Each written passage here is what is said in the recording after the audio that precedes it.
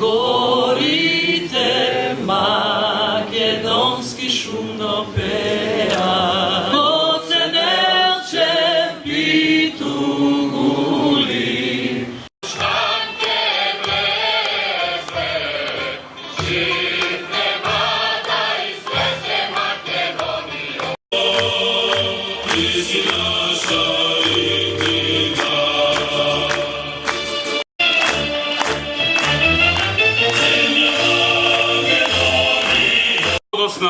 Кога во текот на Втората светска војна беше инспирација и водилка и го крепеше духот на народно-ослободителната антифашистичка борба за слобода на Македонија.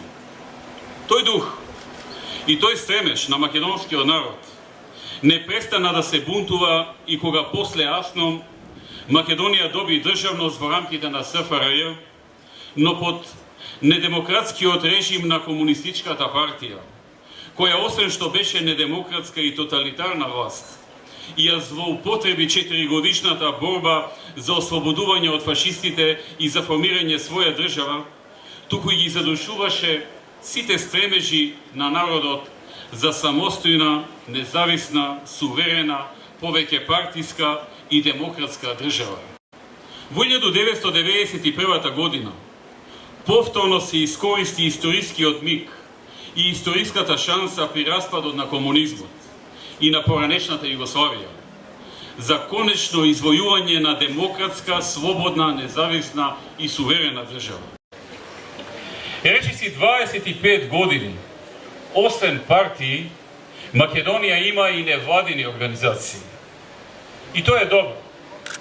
Но се поставува прашањето: зошто 80% од финансирањето на тие невладини организации во сиот изминат период доаѓа од еден центар, од еден извор? И зошто и останатите 20% во најголем дел се финансираат од некого однадвор? Се поставува прашањето: зошто Соросовите невладини организации, кои веројатно се 80% од сите невладини организации во Македонија, секогаш, ама баш секогаш се против ВМРО ДПМН?